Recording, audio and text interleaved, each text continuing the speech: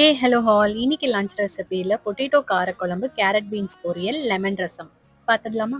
கடாய் நல்லா காஞ்ச பிறகு நல்லெண்ணெய் ஊற்றி கடுகு வெந்தயம் ஒரு டேபிள் ஸ்பூன் அளவுக்கு 30 பல்லு பூண்டு சேர்த்துருக்கேன், சின்ன பூண்டு அப்படின்றதுனால. கருவேப்பிலை சேர்த்துட்டு வெங்காயம் சேர்த்து நல்லா வதக்கிக்கோங்க.